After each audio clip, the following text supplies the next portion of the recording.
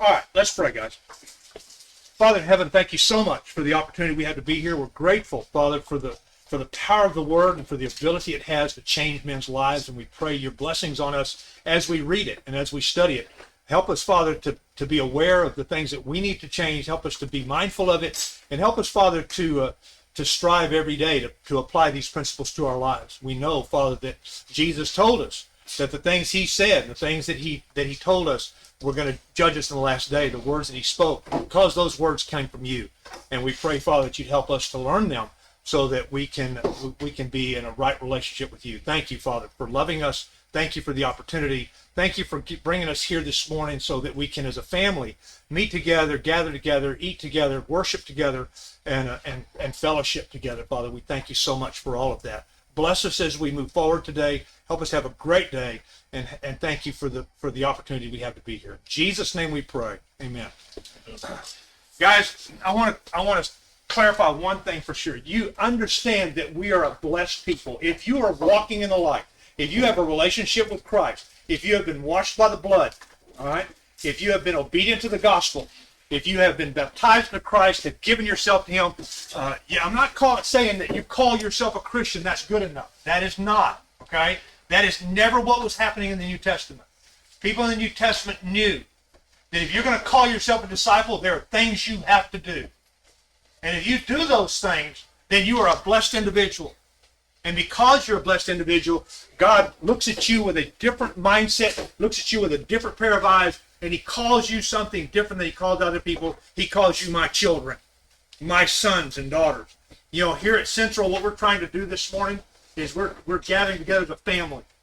Okay? If you're here and you're not part of the family, if you've not put him on, if you've not made that commitment to him, if you've not done that, we would love to have you keep coming and learn more so that we can help you do that. But the majority of us here, we are a family, aren't we? This is a family of God. And we're, like I said in our prayer, we're going to fellowship together. We're going to eat together.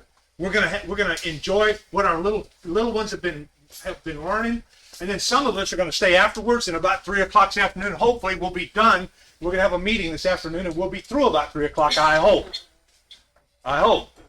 But anyway, we will be here to just to take care of business and deal with some things that we need to deal with. So, but you know, if you're here this morning, we're really glad you're here. And the text that we're going to be in is verse 8, 9, 10, 11, and 12. And if you what I just said, we're blessed. And if we're blessed, then we have a responsibility to act a certain way. Okay? He has called us to act a certain way. We don't have the luxury to be whatever we want. I really like, that when we start to look at people the way we're supposed to look at them, we start to look at people as the sin problem they have and not a people problem. You know, then we're going to go a long ways to accomplishing what God has told us to do. You know, here we are looking at these verses and seeing what is it that I need to do. When I take heed of what God is saying to me, what is it that he's telling me to do? Okay? If I'm a blood-washed individual, if I've been washed by the blood, then I have some responsibilities. Would you say that's true? I am responsible for what he tells me and what I do with what he tells me. I do not have the luxury. You do not have the luxury. We do not have the luxury to walk out of this place today and go do whatever we want to do. It doesn't work that way. I know the world says it does, but the book doesn't. The book doesn't say that. And in this chapter, you know, he dealt with what men and women's roles are in their relationship. But in verse 8, and I'm going to look at verse 8, 9, 10, 11, and 12. We're going to read that, and then we're going to come back and talk about it. Finally, all of you, be like-minded, be sympathetic, love one another, be compassionate and humble. Do not repay evil with evil or insult with insult. On the contrary, repay evil with blessing, because of this you were called, so that you may inherit a blessing. For whoever would love life and see good days must keep their tongue from evil and their lips from deceitful speech. They must turn from evil and do good. They must seek peace and pursue it. For the eyes of the Lord are on the righteous, and his ears are attentive to their prayer. But the face of the Lord is against those who do evil. Last week we looked at what does it mean to be like-minded? What does it mean to promote unity within the body? You know, there's a couple more things he says here. He says be sympathetic. He's talking about being sympathetic amongst us. Sympathize with each other. You understand what it means to sympathize with someone? What do you think it means to be sympathetic? What do you think that means? Passionate. Huh? Passionate. Be compassionate. To feel for someone when they're hurting. To feel for them. To have an honest, true feeling for someone that is struggling with something, and you are sympathize with them. You empathize with them. You know, the next one he said, love one another. You know, this is the command. Remember the command, and our kids are going to recite memory verses today. And one of them is to love one another as he has loved us. All right. Another one is the second command is just when Jesus said, "Love God with all your heart, soul, mind, and strength, and love your neighbor as yourself." First John tells us this is the meaning of life. This is the meaning of what we are. Is to love one another. If we don't love one another, then how can we love God? That's what he tells us. We have to love one another. Now, I want to ask you a question. Describe for me a time when a brother demonstrated that kind of love to you. When he loved you. When a brother loved you, describe a time when that happened to you. How did that feel? How did that work? Somebody, come on. There was a time when people I didn't even know picked us up, Okay? got us out of home. Okay? I didn't see them until about a year later. Okay. We're in 1 Peter chapter 3, guys. Okay? But we were so connected after that. So connected after that. Okay? Anybody else? How does it describe a time when, and I'm talking about within the brotherhood, all right, within the family, when someone showed you love for you? Yes. When we lost Ryan and how the church family came together and supported us, and they still do. Yeah. Very, very troubling time and a very uplifting time at the same time, right? What she said is when they lost Ryan. For those of you who don't know, Ryan died just a few months ago, and it was a very traumatic time. Ryan was Tim Green's son. Very traumatic time in their life, and this church rallied around them, and really rallied and supported them and lifted them up, and it was you know, there was some things that happened in this text that happened at that funeral, wasn't there? You know, and it was directed directly at Cole, and Cole did exactly what this said. He didn't repay insult for insult, evil for evil. You know, he had a kindness and a compassion and an empathy for those people that said some very derogatory things to him. So, you know, when you look at this and he says, love one another. That's not always easy. You know, I've got another. When is it the most difficult to demonstrate a loving attitude towards a brother? When is it the most difficult to demonstrate a loving attitude toward a brother? He tells us to love one another. All right. The people in the world say, "Oh, we love everybody." No, you don't. Not when we see how people are treated, people treat each other. You don't love each other. What does it look like? What does it look like to love one another? The way the book tells us to love our family. Not necessarily. This is talking about within our family. What does it look like to love our brothers? What does it look like? Do something for somebody without getting anything back or Okay. expecting anything back. Okay. All right. How can you pull this off, guys? How do you pull this thing off where you can love one another this way, where you can sympathize with them, when you have compassion with them? How do you pull it off? You're patient. Huh? You're patient. Be You're patient. kind. Okay. All the things that 1 Corinthians 13 says. One of those texts that those kids are going to recite this That's afternoon that they've learned. That 90% of us in this room couldn't tell you what it said. Yeah. You have to know it. You have to know it. You have to know where they are in their life, what's going on in their life, and before you get sympathetic. A lot of Good. people like want to speak up and say, At this point in your relationship here at this place right now, you don't know Tim Green, do you? You couldn't do that for him at this point in your walk right here, right now, right? Y'all couldn't either, could you? Because you really don't know him. You don't know who he is. But those of us who do, what is required of us? What should we do? Those of us who do know him, to love him the way Christ would love him. That's exactly what happened. You know, that's exactly what happened. You know, there's two right here, two young people, Sarah and Jared Taylor. Most of y'all don't know them. Something happened in their life. Something happened just a while back in her life. All right, I'm not going to tell you what it was, but something happened that was very traumatic for her. Okay? Very traumatized her. You know, but if you didn't know her, if you didn't know who she was, and you just saw her, you know, you may see her sitting in the sound booth now, or you may see Jared serving communion with his son Liam. All right? You'll see Liam up here, you know, reciting verses later on. But if you didn't know her, but somebody did know her here, Ann knew her, and Ann could connect with her. Okay? And where couldn't she? She connected with you because she had the same love and the same passion that you had for what happened in your life. That's what I'm talking about. You're not going to know everybody that needs love. That's why it's a family, guys. That's why it works together. That's why that's why when you look at these texts and you look at it and say, okay, how does this work? Well, this works this way because, you know, we're not all going to be fingers and toes and eyes, and we're going to need every one of us to pull this off. And if that's not happening with you, you know, ask yourself, why is it not happening? Why was I hurting and nobody reached out? Why? Why?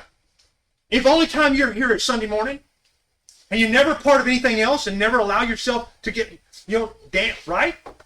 Daniel, when that happened to you and people didn't know so they couldn't reach out, what happened?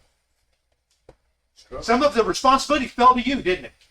Because of what you were not doing. That's not the case anymore. Everybody in my Friday night class knows him now. Why? Because him and his grandfather come every Friday night now. Right? They know who you are. And he speaks up and he talks, so does his grandfather. Speaks in becoming involved, knowing who each other is. You know, immersing yourself within the family unit. What did it look like in the first century? What were they doing, guys? Were they standing off the side and only worshiping every once in a while? Is that what they were doing? No. They became a family. That's what it's supposed to be here. And if you have a problem in the family, what do? Fix the problem. And he says, love one another, be compassionate and humble. What does it mean to be humble? What does it mean to be humble? What is humility, guys? What does it mean? Within the family unit. Not always having to be right. Not always having to be right. What happens in a regular family when you have one person in the family lording it over everybody else? What happens to that family? How does that work? Take it from me, guys. I've seen a lot of marriages fall apart, and many of them, they fall apart because you got one individual wants to be king, wants to be boss. I don't care if it's a woman or the man. Sometimes the kid. Sometimes one of the kids takes over and wants to be king, and everybody else bows down and worships at that person's feet. Doesn't work that way. Doesn't work that way in the church family either. You know, he says, be humble. Have humility. It's not thinking little of yourself, guys. It's not thinking of yourself at all. You don't think of yourself at all. You always think of someone else. What am I going to do for someone else? How am I going to do this for someone else within the family? You know, when it says in John 13, I think, and they'll know you are my disciples. How? By the love you have one for another. This is attractive when it's done right. Having compassion, sympathy, empathetic, being humble, and loving each other. This is attractive to the world because they don't see it out there.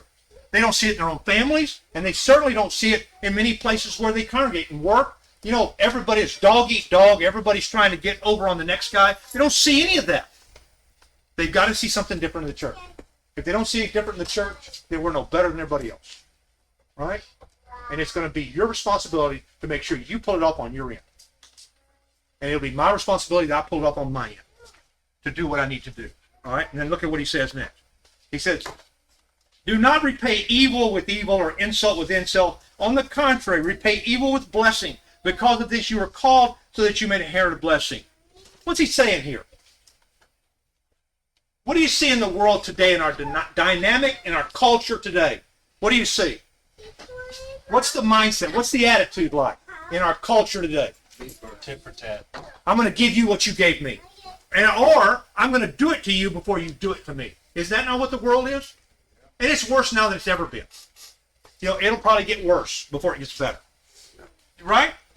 We've all seen it. Watch the news for 5 seconds and see what if you don't see it there. I'm going to burn you down before you burn me down. And if you do it to me, then I'm going to do it to you twice over.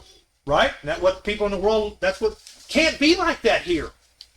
Why does it get like that in a body of believers? Why does it get like that? Why do you think it gets like that? Some of you guys have been around for a long. Why do you think it gets like that? What have you seen why it gets like that? They don't get their way. People don't get their way. Why else? I'm better than you. I'm better than you. I'm here, you're here, and I want you to know it. Okay? Well, why does it turn south within a body of believers when this isn't? How does that happen? Charlie, you've seen this before. You've experienced it before. How does this happen? You know, I think as a male, we see movies where the guy that gets vengeance for everybody is the hero, Yeah. and we kind of feel the same like when somebody does me wrong. That shows who I am by getting vengeance towards a person. And like you said, you know, there was a time in my life where I had a boss that very much looked at me, and I despised him. I hated him. It hated me. And when I finally just let it go, it was such a relief that no longer controlled my emotions. You know, because that's really what all that is about. You guys understand the dynamic of just the personalities that are in this room? You understand this? You understand? That dynamic of the personalities in this room. Ann found something a while ago, and she said, "Come here. I don't know what this is for sure." And I went over, and it was an empty dime bag. I've seen them before. Okay, I know what they look like. All right, but that's my past. That's my culture, not hers. She's got a different one. Y'all know what Charlie did before all of this? Some of y'all do. Y'all know what he did? No, you're right. He rode bulls. No. There's rodeo people and then there's bull riders. I got pictures of that. Let me tell you something. Nobody in their right mind. It's on an 18, 1900, 2,000 pound bull. You know, you got to be nuts. But that's the cult. So we come from diverse places, guys. Every one of us is different. Some of us have education. Some of us don't. Some of us are very smart at what we do, and some of us aren't so smart at some of that stuff. Some of us work with our hands, and some of us don't. And God takes that whole group and melds us into a family and tells us, this is how you act. This is what you do. So what happens to your personality? You have to put it to the side. What happens to your culture? Put it to the side. You have to put all this stuff to the side and say, you know what? You know we got a guy coming here. You have any idea? There's a guy coming here that was a 5th degree black belt in his life. He used to teach people, all right? Could beat people up. When I heard about that, you're kidding. That guy? I want to tell you who it is. Some of you know who it is, but I want to tell you who it is. You know, but he was a 5th degree black belt. You know? And you go, this is the most unassuming, down to earth, kind. You know, just when he lost his wife, he just was a mess. Still is a mess in some instances. You know, yeah. Part of our interactions in church that get messed up is when we aren't humble, and certain times it's like when someone confesses a sin, we hold that on, and we hold that on to them. I was forever. wondering if that was going to come up. And suddenly, it's usually the same people who hold on to those things of other people who are not open about their own sins and failings. Y'all remember what Cole said last week? This is not a people problem. This is a sin problem. And until we figure that out, we're never going to be able to deal with the people. Until we find out he never did say that people aren't wrong. But it's not a people problem, it's a sin problem. It always has been. And when you hold a sin over someone's head that has come in honesty to confess, how do you think that's going to go over within a family unit? Try it, guys. Try it.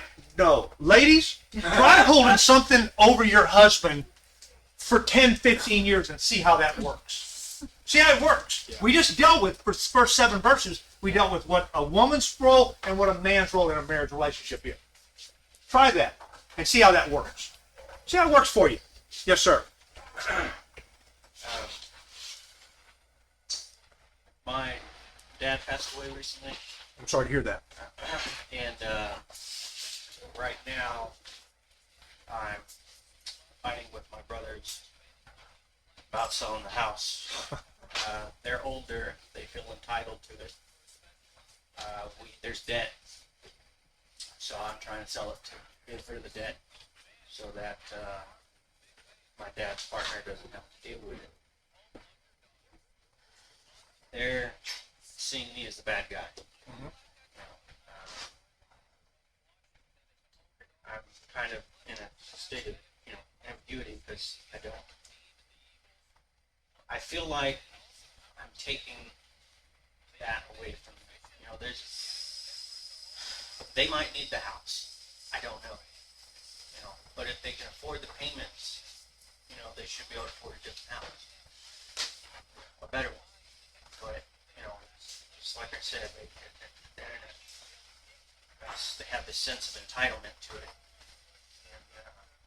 When you deal with people in the world, they're going to come at you from that perspective, okay? Because most people in the world are very selfish and very self-absorbed, and they want what they want. The thing is, there's some rivalry involved.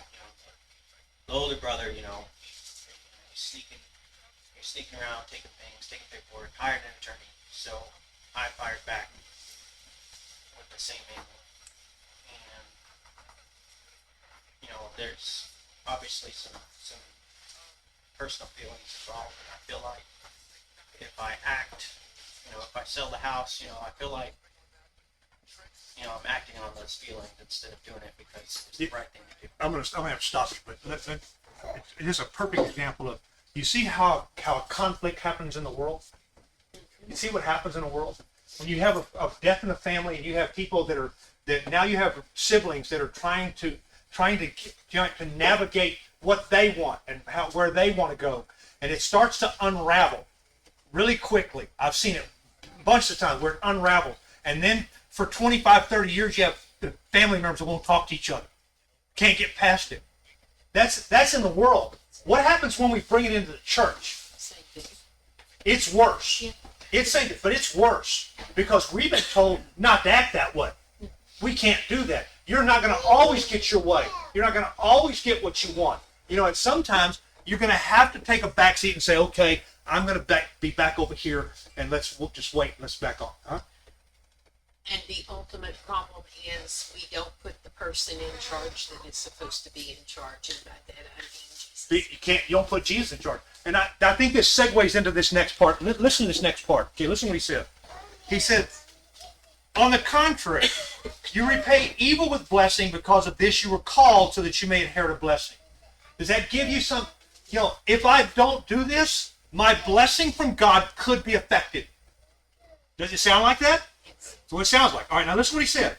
Because now he's going to quote Psalm 34. Here, that's what he's going to do. He's going to quote Psalm 34. He said, verse 10, for whoever would love life and see good days must keep their tongue from evil and their lips from deceitful speech. They must turn from evil and do good. They must seek peace and pursue it. Now, I'm going to stop right here. All right, and I'm going to ask you a question. What is it? Define the kind of person who looks like this first thing in verse 10, that loves life. Define that person. Describe that person who loves life and enjoys it and loves to please God. What does he look like? Describe that guy for me. He's happy. Give me some else. Describe that guy that at peace. Huh? He's at peace. Yeah. Okay? I'm gonna get to that one in a minute. Go ahead. Doesn't Says he always think controls about himself, thinks about others. Okay? Thinks about others. Says Okay. he controls. Yes. He controls his tongue. He controls his tongue. He doesn't speak evil. He doesn't do. If he loves life, how did loving life change your focus and your mindset as a Christian? How did it change how you view life? Did it change you when you start? Because it says here. Listen what it says. It says, "Whoever would love life and see good days must keep their tongue from evil and their lips from deceitful speech." Okay. Now, go ahead, Larry. It's kind of like Charlie was talking about. Uh huh. If you hold on to stuff, it eats you up. It'll eat you up. It'll eat you up. Yeah. If you can turn loose of all that, then your life is much more free. What? On that vein, let me ask. What do you need to love life? What do you need in your life to love life? What are some of the things that you equate with in your own life? man, I could really love my life if this happened. With peace with God, Have the peace of God. Okay. Clear conscience. Have a clear conscience. I'd love life if I have a clear conscience. What else? Give me something. Family, you love family, that's where. I love my family. Okay. Anybody else? Come on. Give me. If I'm going to love life, what is it going to look? You know, then my family's healthy. Then my family's connected to each other.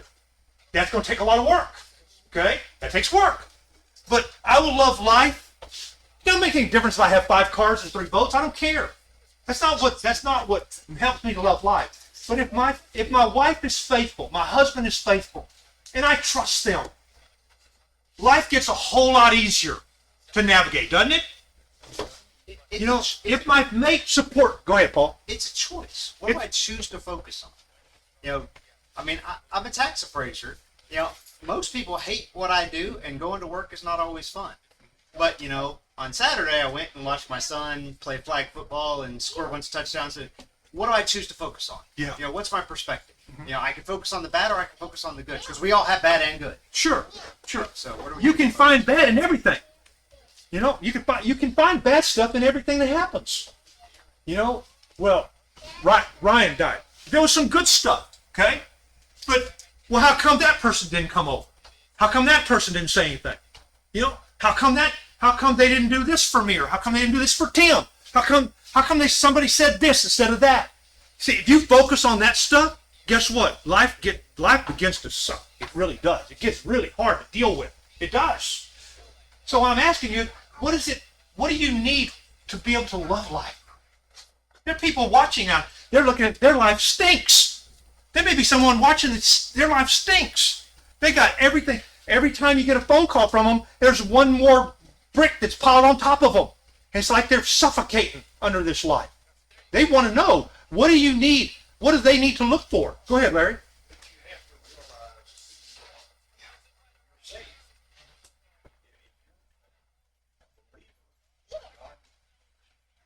Believe in God, believe in Christ, been baptized, or faithful, all that stuff, it doesn't matter. Once you know where you are, you know where your life is headed, Yeah. or where your soul is headed. I'm gonna focus on one thing you said. All that stuff goes away. I'm gonna talk about that in just a second. Go ahead, Chris. What were you gonna say? You gotta understand, you gotta have an understanding of the big picture and what he did for us. That's exactly right. And if you don't understand that, then the other part will never, Let me. you'll never have the gratitude you need Absolutely. to make that work. Like Larry said, all that stuff goes away when you choose for it to. If you don't choose for it to, it won't. Go ahead. Okay, this whole when it goes away. We're in fall right now. We have all these leaves falling. There's this little book that we bought for our kids called The Little Tree, and it's about a tree that holds on to its leaves, and it never grows.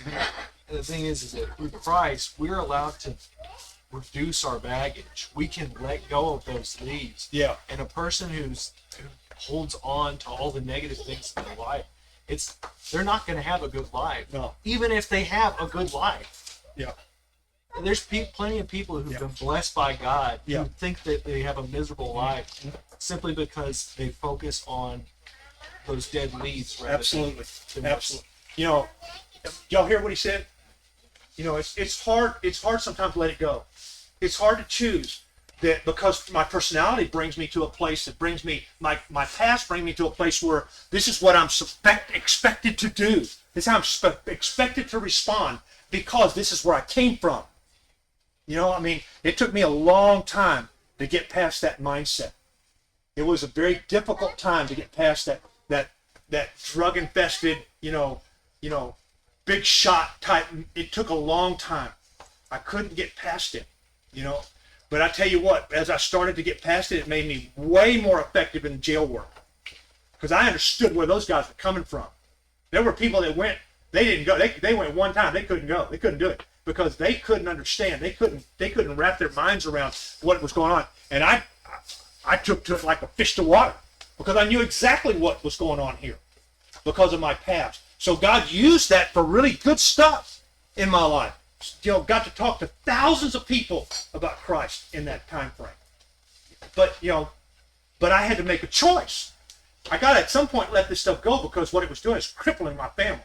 It was crippling them, bringing that stuff with me, bringing that past with me, and striving to be compassionate, empathetic. If you're not taught that if you're not teaching little boys how to do that, guess what they don't want to do? Because the world's telling them that makes you weak, that makes you a sissy. That's what they're telling them. That's what life's telling them, that they're sissy. Right, Daniel? If you portray this kind of mindset, you're a sissy and you're weak, and people will take advantage of you. That's what they do, right? That's not what God says. God says, if you're going to love life, then I'm going to love the things that other people don't find attractive. Yeah, I remember, and I've told y'all this before, I remember driving right by the street right here on a Wednesday night, and you people are all going to church. Not you people, but other people going to church. You know what I thought? What a bunch of schmucks. You know, all y'all people going to church. A couple of years later, guess what I'm doing? I've become one of the schmucks. And I'm going, how did this happen? It happened because I didn't understand. But people in the world, they drive by it and they look at you and say, until one day crashes happens. And then you look around and say, this don't work. I need to find this because this maybe does work. Maybe not right away, but it'll start to work when my mindset starts to change. Because what is God looking for? Look at what he said. Look at what he says here. He said, verse 11, they must turn from evil and do good. They must seek peace and pursue it. What does it mean to seek peace or work for peace, look for peace, long for it? What does it look like? Forgive one another. Huh? You forgive one You another. can forgive. You have compassion on them. You empathize with them, even when they cross you. You know what's the toughest thing to love a brother? Is when they beat you to death, when they've stepped in your neck, and you have to love them anyway. That's hard. That's hard. Ask some of the elders' wives. Just ask them. You know, and how there for a while we got the snot kicked out of us all the time, and we're going. You know, it got so bad that I said, I'm done. I quit. I can't do this no more. I don't want to do this. This isn't any fun. Had people I cared about and loved turn on me. You know, so y'all understand, don't you know what that looks like. You know, but you turn into with a different mindset and you love them in spite of it. And here he said, you seek peace because conflict is not looking for peace. It's looking for more conflict and more chaos. That's what happens. When God says to seek peace, I did the thing on peace on a Wednesday night. For those of you who weren't here, I gave the class 2 pictures, and one of them was this catastrophic storm, lightning and storm and everything. And it's a picture, and you can see one little white dot, a little white dot. You can't see in the picture what the white dot is. You don't focus on it. The next picture I gave them shows the white dot. You know what it is? It's a dove sitting in a nest.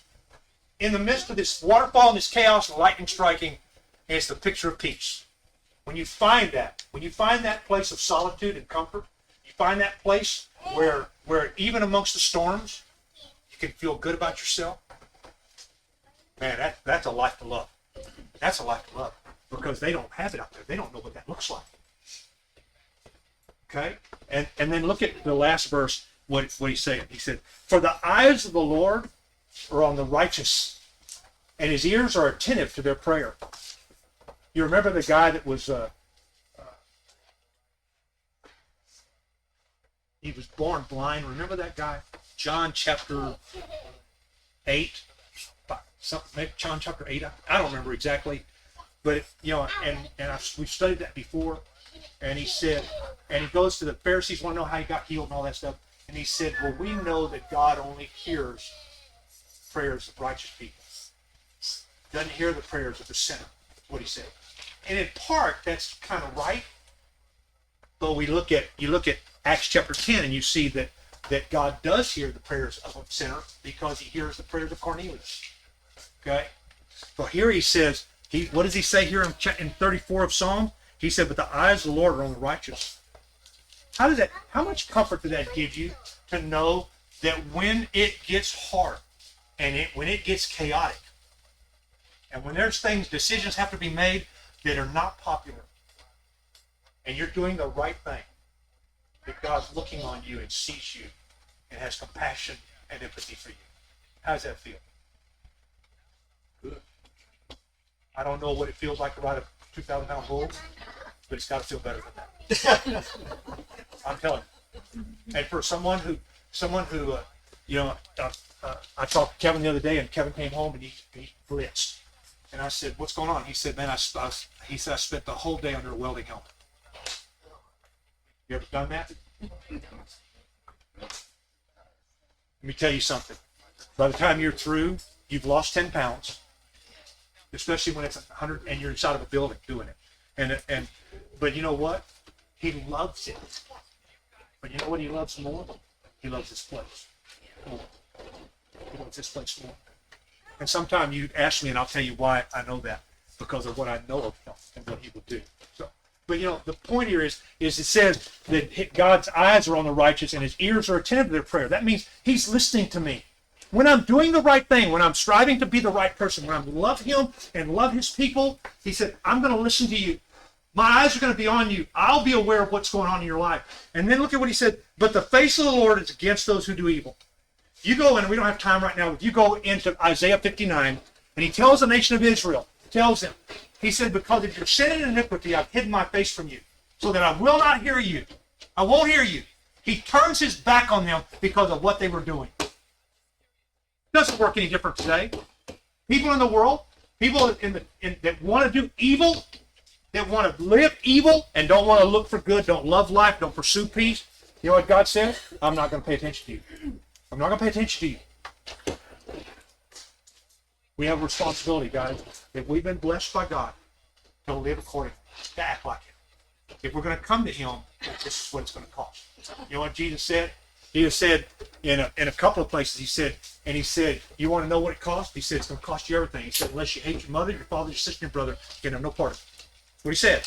Now that word doesn't mean hate. It means to love less. There's a different word for hate. This is to love less. Unless you love them less, you cannot be my disciple. He said, if you're my disciple, you will deny yourself, pick up your cross, and follow me. That's what he says.